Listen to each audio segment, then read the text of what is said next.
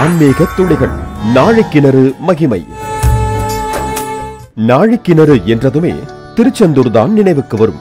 ஆம், கேட்டதை கொடுக்கும் திருச்செந்தூர் முருகனை நாடிச் செல்வோரெல்லாம் அங்குள்ள நாழிக்கிணறில் நீராடி வரத்த வருவதே இல்லை. கடலில் நீராடிவிட்டு பின்பு இந்த நாழிக்கிணற்றிலும் நீராடிவிட்டுத்தான் சுவாமி தரிசனத்திற்கு செல்கிறார்கள்.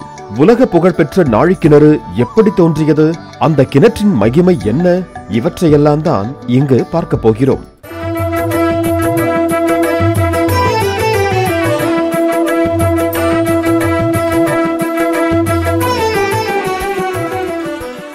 திருச்செந்தூர் முருகப்பெருமானின் அறுபடை வீடுகளில் இரண்டாம் படை வீடு. சூரபத்மனை அழிக்க கிளம்பிய முருகன் தேவப்படைகளோடு தங்கியிருந்த இடம்தான் இந்த திருச்செந்தூர்.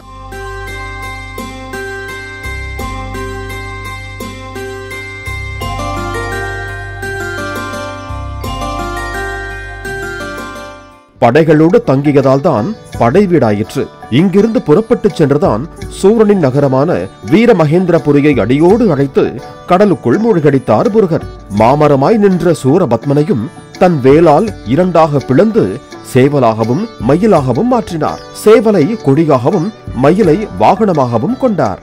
அப்படி சூரபத்மனையும் அவனது தம்பிகளையும் அவனது படைகளையும் அழித்த பிறகு அவர்களை கொன்ற பாவம் நீங்குவதற்காக இந்த திருச்செந்தூரிலே 5 சிவலிங்கங்களை பிரதிஷ்டை செய்து வழிபட்டார்.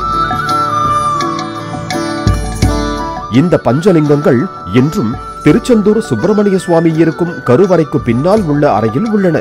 சிவ பூஜை செய்யும் பொழுது கடலில் நீராடினாலும் நன்னீரில் நீராட வேண்டும் என்பது ஐதீகம்.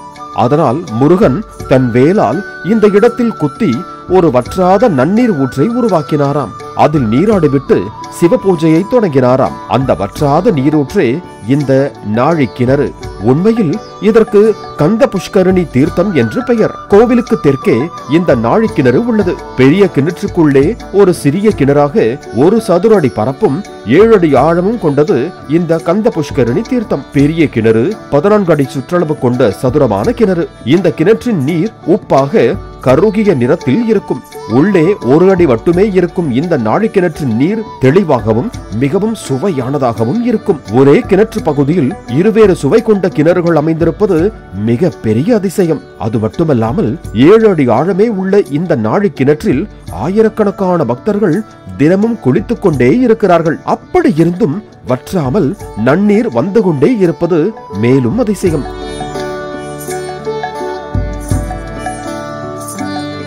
கடலுக்கு மிக அருகிலேயே இருக்கும் இந்த கிணற்று நீர் மிக சுவையாக நன்னீராக இருப்பதும் வற்றாமல் இருப்பதும் கந்தனின் அருளால் தான் என்கிறார்கள். காயத்ரி மந்திரத்தின் 24 எழுத்துக்களும் இந்த தலத்தில் தீர்த்தமாக இருந்ததாக கூறப்படுகிறது. அவற்றுள் பல தீர்த்தங்கள் கடல் மணலால் தூர்த்து போய்விட்டனவாம். இவற்றில் கந்த புஷ்கரணி எனப்படும் நாழிக்கிணற்றில் மட்டுமே பக்தர்கள் தற்போது நீராடி வருகிறார்கள்.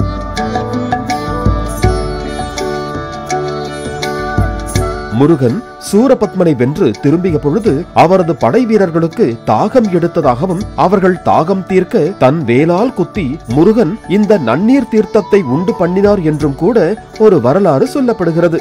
எது எப்படி இருந்தாலும் முருக பெருமான் தன் வேலால் குத்தி உருவாக்கிய தீர்த்தம். இதில் நீராடுவதால் செய்த பாவங்கள் அனைத்தும் நீங்கி நன்மைகள் யாவும் வந்து சேரும் என்பது நம்பிக்கை. ஆன்மீக துளிகள். நாழிக்கிணறு மகிமை.